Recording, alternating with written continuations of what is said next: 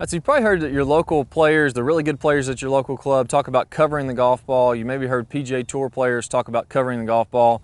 Well, what the heck does that mean? How are we supposed to cover the golf ball? Is it even a good thing? Should we be trying to do this? And it is a really good thing if you're done the proper way, but there's a lot of misconceptions about covering the golf ball.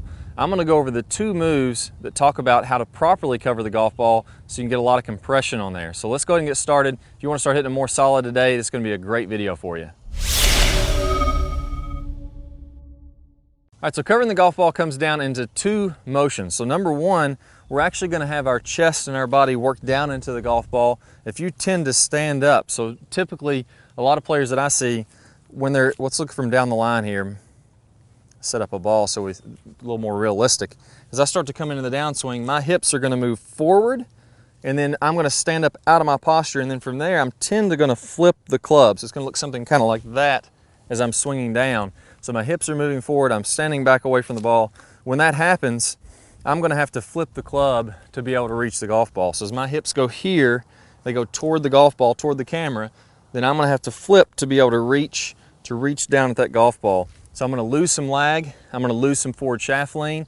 My shots are going to tend to go pretty high. I'm even going to lose a little bit of speed, and I'm definitely going to lose some consistency because my hips go forward. I got to kind of flip those hands out to reach that golf ball, and now all of a sudden, sometimes I flip a little too much, the ball goes too high. It's just very inconsistent. It's all over the face. Very tough to hit the ball solid time and time again. So that's piece number 1 we're going to talk about. And then piece number 2 we're going to talk about is actually de-lofting the face.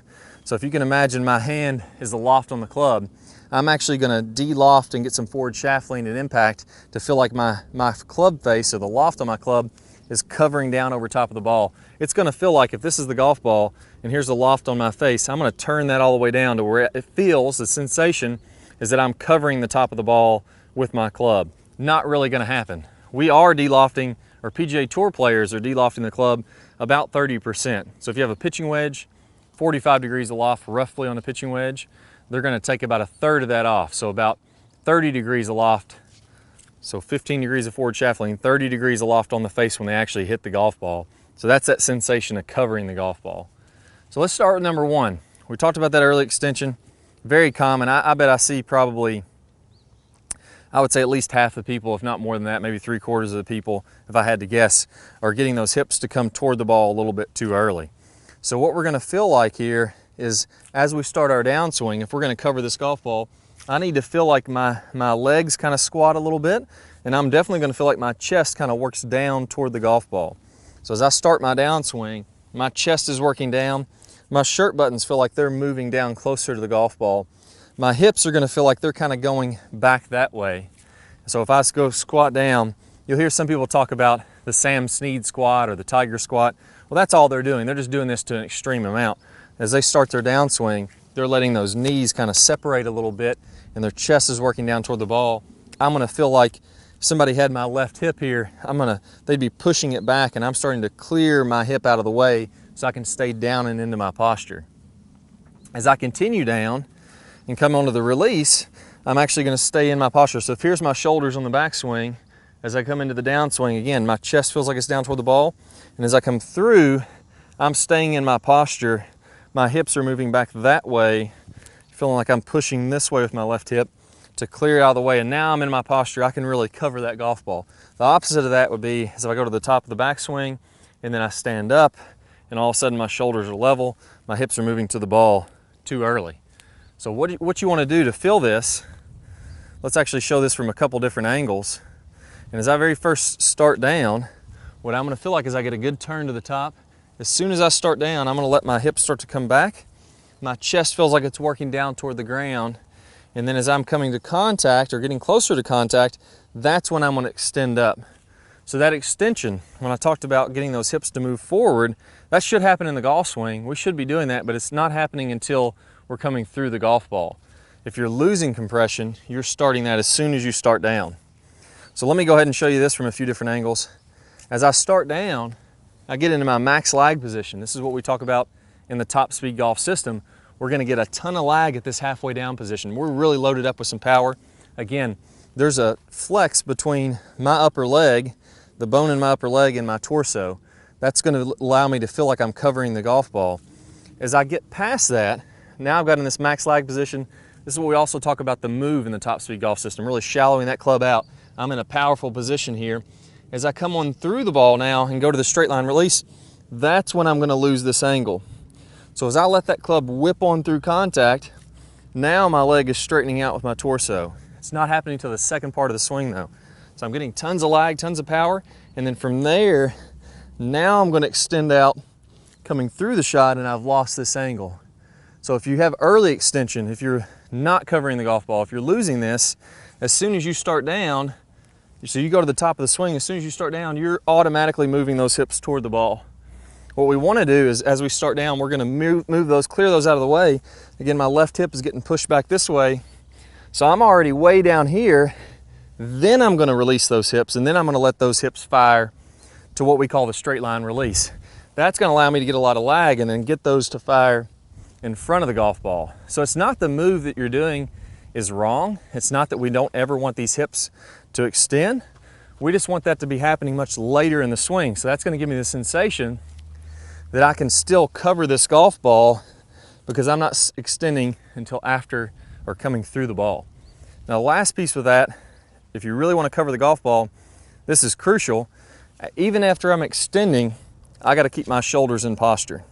If I start to extend and have my shoulders come up, my chest is going to move away from the ball and I'm going to be flipping it every single time. So that's a big key with it.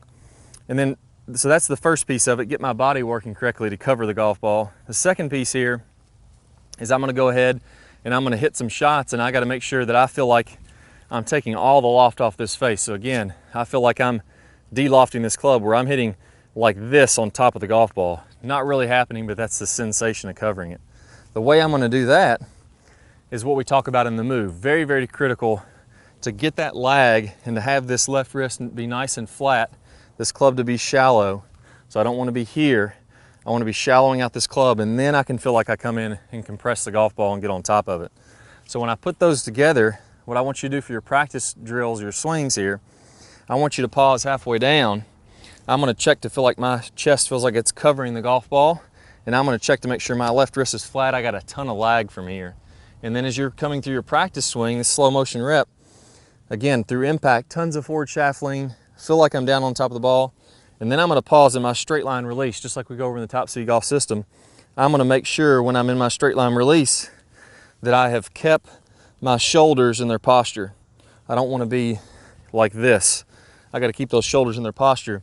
Then I'm going to be able to cover the golf ball. So piece number one, as I start down, chest toward the golf ball.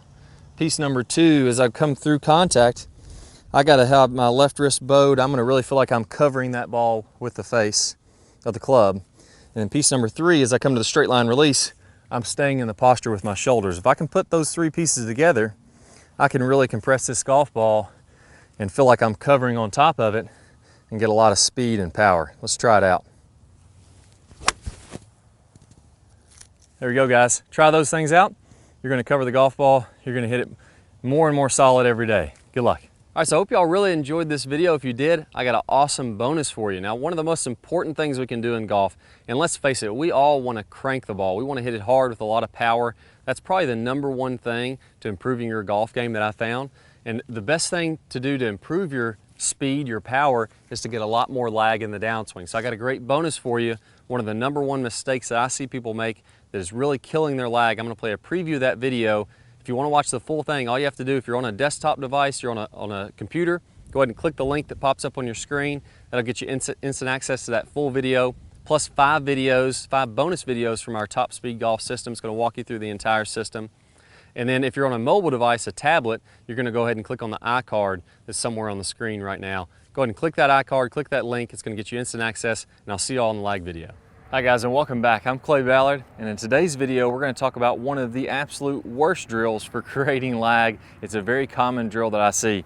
And in this drill, what we're going to do is we're going to set the wrist very early to create an angle of lag, and then we're going to try to hold this throughout the swing. It's one of the worst things that you can do to build lag. I'm going to talk about the science behind why this is the case, and I'm also going to give you a great drill to help you improve your lag, all in this video. Let's go ahead and get started. If I do it this way versus holding that position, exact same thing happens when we're building lag in the golf swing. So what we want to do is throughout the swing, I want to have a very low and wide takeaway.